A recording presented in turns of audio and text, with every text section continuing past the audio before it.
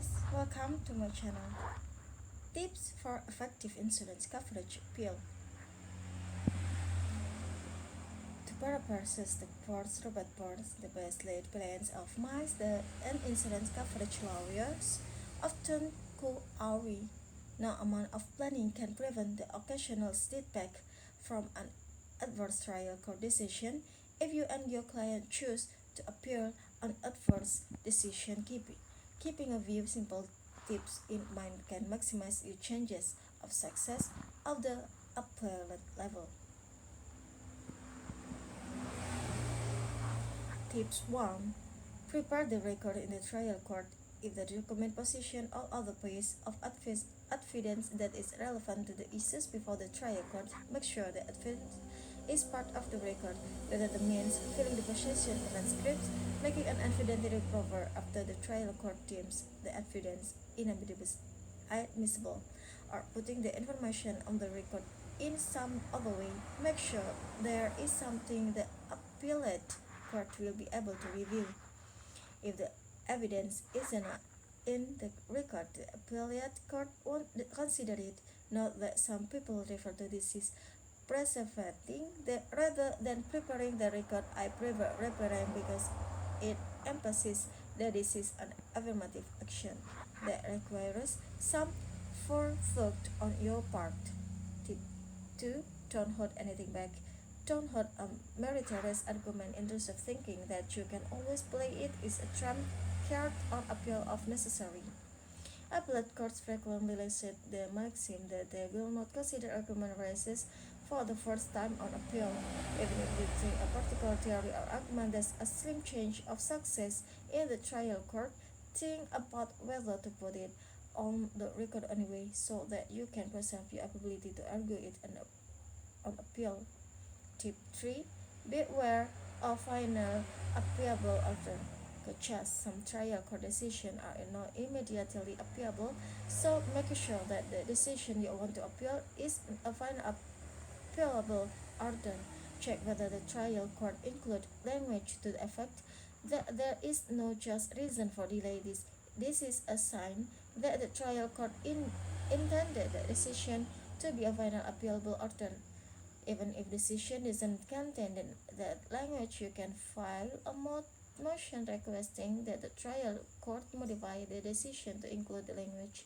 You can avoid another common gotcha moment by remembering the 30-day rule in Ohio State Court. A notice of appeal must be filed within 30 days of the entry of a final appealable order or within 30 days of the date an interlocutory order becomes final. Tip 4. Consider the standard of review. Ohio appellate courts apply a variety of standards when reviewing the decision of trial court. The appropriate standard of review depends on the type of decision is being appealed. Generally, a trial court decision on a matter of law is reviewing de novo, meaning the appellate court reviews the question with fresh eyes and gives no difference to trial court decision. In contrast, a trial court determination of an identity is a review for an abuse of direction, meaning the appellate court will award a large measure of deference to the trial court determination and reverse only if the trial court acted unreasonably or egregiously. This is one of the most important tips to remember. Depending on the standard of review, it may not be enough to conclude the appellate court the trial court made a bad judgment call. Tips 5. Select the best assignment of error.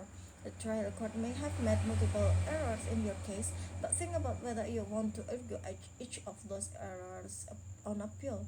Too many attorneys employ that throw everything at the wall and see the what stick method, arguing every possible error made by trial court and hoping that appellate court will seize on at least one of them and reverse it. In a better practice is to distill your argument into a few assignment of error of possible. This allows you to fully develop your argument on the most crucial errors rather than arguing issues that are likely to be resolved anyway. Remember, tip 4.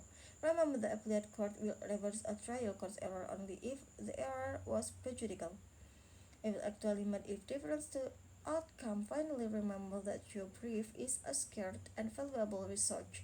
Don't invest large chunk of it arguing errors that even if you convince the court you're correct, the court will nevertheless find to be harmless or more important to the trial court ultimate decision.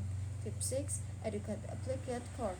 You may focus on practice on insurance coverage law, but appellate panel hearing your case does not. Don't expect the court to already be familiar with complex concepts such as trigger or allegation. Instead, take the time to frame those concepts in your brief and explain to the court how they play out in your case. It can be tempting to gloss over these introductory topics in order to get more manual agreement, but thus none such argument may fall on deaf ears if the judges don't understand the concept underlying them in the first place. In addition, explaining these foundational aspects of the argument in the brief means you're less likely to have to spend precious time addressing them during oral argument. Tip 7. Stick to your assignment of error. If you follow tip 4, you make sure to carefully cultivate a few assignment of error rather than arguing everything under the sun. Don't throw out all the hard work by trying to argue issues that aren't important to the overall picture you want to present for the appellate court. For instance, if your appeal involves the question of whether the insurer has a duty to defend an underlying case involving the policyholder, then naturally you'll have to discuss some of the factual allegations of the at issues and the case. However, you may not need to delve too far into the detail of underlying case in your appeal relates to a normal question, such as the legal interpretation of a particular policy provision. Tip 8. But don't be afraid to go with the flow. One of the most common mistakes the attorney makes in oral argument is going to regret or teaching the oral argument as a change to lecture the panel. The best appellate advocates are those that engage the panel in a conversation. They are ready to direct the discussion if need, but are just as, if not more, happy to address any issues that the panel is particularly interested in discussing. Being able to roll with the punches and address whether the question the judges present makes you look more prepared than if you go in with a detailed outline and expect the judges to let you trick off each and every point. Don't be afraid to embrace your inner Jerry Maguire and ask the panel to help you. Simply asking the judges what question they have, or they are any confusing areas of the argument that you can clear up for them, can be a powerful tactic. I will repeat you again.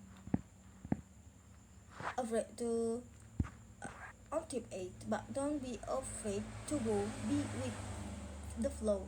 One of the most common mistakes that attorneys make in oral argument is being too rigid or treating the oral argument as a change to lecture the panel.